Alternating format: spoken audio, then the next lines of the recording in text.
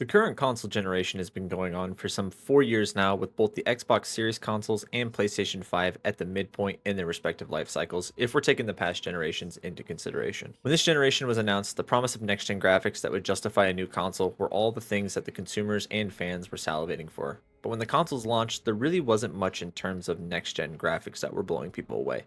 Rather, we had a slew of games that were both on last and current gen consoles.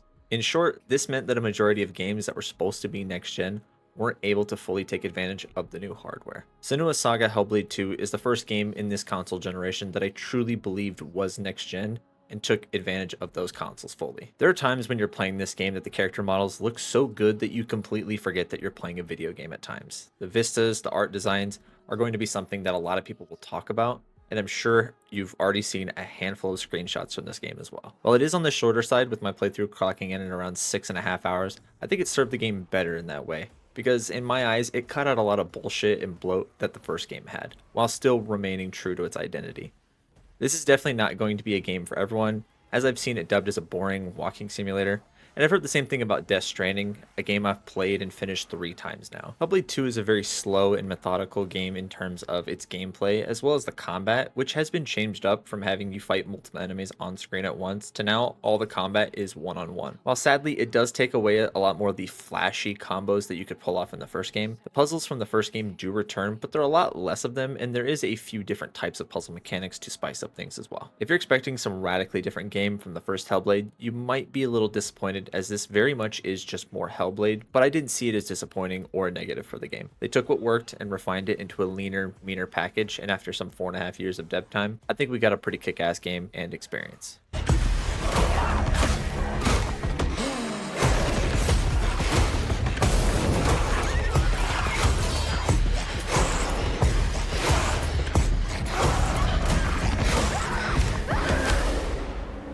What will I become? So I went ahead and played this game on an RTX 4080 with an i7-13700 with all the settings turned to their highest possible value at 1440p and DLSS set to quality. Full stop, this is the best looking game I've ever played. No questions, no comments will be taken. Thank you.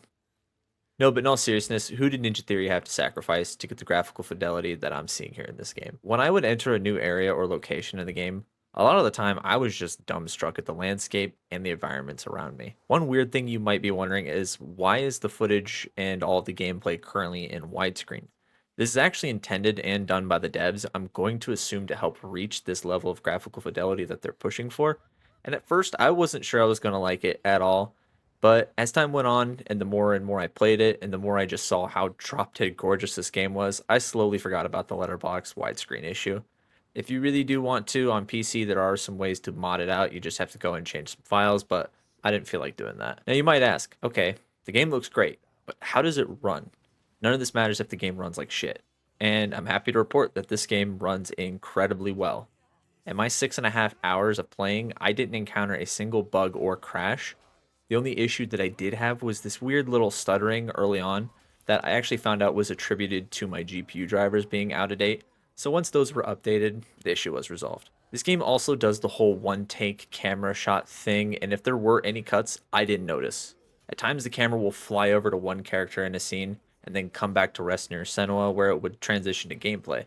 And plenty of times I got caught off guard, not realizing I was in control of Senua. The binaural audio is also something I wanted to mention because it's a must, not a recommendation, but a must that you play this game with headphones on.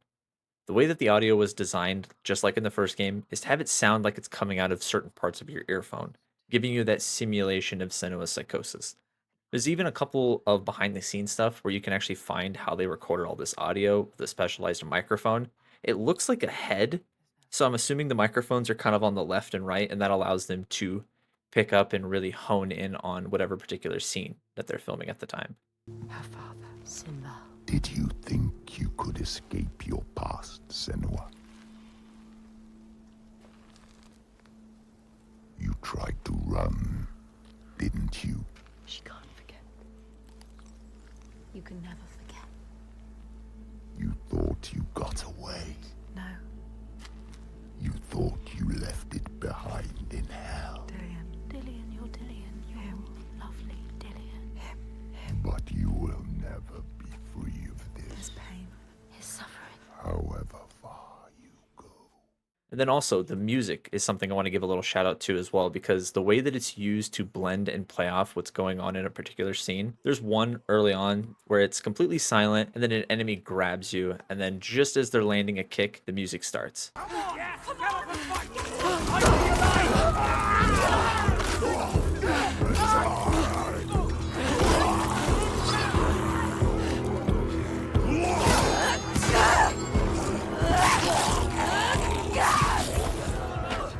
That was just one instance of it, but keep an eye out throughout your runtime because you might see a lot more instances where the environment and the music seems to line up with one another. Now, the story of Hellblade 2 picks up relatively close to the events of the first game. After the events of the first game, Senua has learned to accept the Furies in her head by not treating them like a curse, but rather accepting them and learning to live with them. Having conquered some of her internal struggles, she aims to get revenge on the people who are responsible for so much of that pain that was caused in the first game. I'm trying to dance around the plot for the first game for the sake of spoilers, so go play it if you haven't, then come back to this video because they do go hand in hand with one another. At the start of the game, we do pick up with Senua on a slaver ship with the Northmen, a group of people that had previously butchered and killed her lover and taking her people as slaves. This time around, the story didn't feel as personal, I will say, but it felt more impactful in the sense that Senua was no longer this fragile, broken girl, but a strong warrior who wanted revenge on the people who had wronged her. There's also going to be a lot more characters this time around. Over the course of the game, you will run into Thorgester, Fargrimir, and Astrador. These three are going to be characters that Senua will interact and converse with, which is something that the first game didn't have at all because it was just Senua. And I like this change of pace because it shows that Senua was wanting to open up to these people, but she can't fully do so because she doesn't know whether or not they can be trusted. And then she has the Furies in her head, further sowing that self-doubt with each word in question. This time around, some might find the story, like I mentioned, to be lacking or the writing to be lacking. But I found it to be a more visceral storytelling of Senua's journey in Iceland and the things she's going to have to do to survive. With these other characters, you might also get worried that Senua might get pushed into the background. I'm happy to report that isn't the case. Melina Juergens once again absolutely crushes it, just like last time. And it really shocks me that she's only ever done 2 performances in video games, and it's for both the Hellblade games. Her performance is no doubt going to be nominated at next year's Game Awards and plenty of other shows. No more pain, no more doubt. Honored, loved, feared. Always true, always right, because they tell me so. Keeping them safe, keeping their belief alive, no matter the cost. The other side characters, I will say, don't get as much time as I would have liked to fully flesh them out, but they are a nice addition to the cast. Early on, the story can seem a little slow at times, but once the giants are revealed, you will understand what the plot of the game is moving forward. This isn't really a spoiler because the first time we even got to see any gameplay of the game was one of these sequences, and that sequence from the 2021 Game Awards is still present and playable in the game, and it ended up being one of the bigger highlights for the game. Most of the time, you'll be walking or sneaking or running around through the environment, and the gameplay in Hellblade 2 remains basically unchanged from the first. The same puzzle mechanic, lining up shapes in the environment to make a symbol, albeit there are fewer of them this time. Then you have your puzzles that involve an orb, where you have to place the orb in a sort of colander or slot to further progress. And you have to find ways to get one orb to another while kind of swapping back between these 2 different areas. While I've seen a lot of people wishing that there were more puzzles or mechanics, I don't mind them trimming it down and mixing it up a little bit. I mention this because the formula they had in the first game was good, and after a while, lining up the shapes did start to kind of wear on me, so it is nice that you can still see them use that mechanic, but in a more sparing sense. In between these puzzles, there are these hidden lore stones around areas that you're going to be traversing, usually about an optional path or 2. These lore stones give you a little bit of, well, lore on the area that you're in currently. And in between these lore stones, you will be walking and walking and walking. So it is something that you will be doing a lot in this game. But then you'll get to the combat sections, which has seen a simplification of its systems since the first game. No longer are you going to be fighting multiple enemies at once, but a singular enemy at all times. I do wish that you were able to kick from the first game, because using this in combination with a charged attack or a sprint attack, you do still have your basic and light heavy attacks, with the heavy attack taking a considerably more amount of time to swing, so you have to pick the right time when to use it. But thankfully, this game does something that some others don't, and it's allow you to cancel a prompt mid-animation. So I would go ahead and use the heavy attack with Senua, and then the enemy was going to land their strike before me. So in the middle of her animation, I'm able to cancel the attack and parry and block the enemy. I like that. Not all games are going to allow me to do that. And the combat encounters can vary in length from being just a couple of enemies to a nearly 5-minute scene of you just mowing down each enemy that comes after you. And in some of these scenes is where you really get to see the facial and performance capture shine through the most. You can see the gritting of the teeth, each sword swing, the sheer of terror when a draugr slices someone's throat. The combat feels a lot more weighty and visceral this time around, and the reactions of the characters in these fights feel so real. I really wonder how the hell they pulled this off, and it just makes it look so good. Unreal Engine 5 is something that not many games have taken full advantage of in the current market, and what Ninja Theory were able to accomplish here is nothing short of amazing. I think some will look at Hellblade 2 and dismiss it as being too safe or too simple. To that, I won't say that you're wrong, because this is a very safe sequel. They stuck with what worked for them, refined the core systems of the game, and gave us more Hellblade. And that's something I'm okay with, because personally, that's really all I wanted.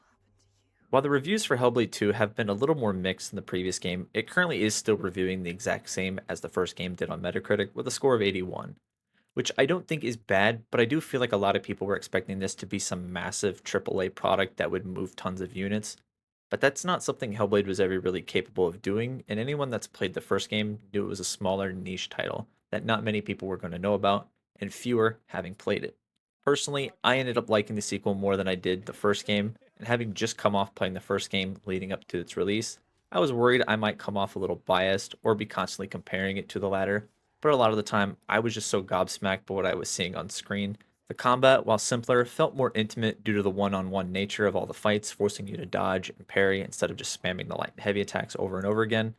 Puzzles, while also simplified, never felt frustrating and only ever slowed me down a couple times. At first, I wasn't sure I felt about a story that was more expansive than it was personal this time around, but came to enjoy it with each chapter that followed. My biggest issue with the game is I do wish it was longer. I do just wish it was a little bit longer in certain areas. The opening in particular, I would have liked a little more setup, and I would say towards the end, the game sort of does feel like it just ends, and I wished it had another 5 to 10 minutes to kind of give it just a little bit better of a bookend. I would say that if my biggest issue with the game is that it left me wanting more or it was too short, I consider that a good thing. They do leave it open for a sequel or at least some sort of continuation to the series if Ninja Theory do decide to do another Hellblade. What they were able to pull off on the technical side is some of the wildest shit I've ever seen. The facial animations are quite literally some of the best I've ever seen in a video game. Couple that with the audio while playing with headphones. While I think this is an absolute must for this type of game, just like the first, if you're wanting an action-packed, balls to the walls game with an expansive skill tree, open world, a giant map, I don't think this is going to be the game for you. If you want a more slow, methodical story in the vein of something like Robert Eggers' The Northman, this might be more up your alley. If you did make it this far, I just want to say thank you for taking the time out of your day, and this has been my review of Senua Saga Hellblade 2. Thank you for watching.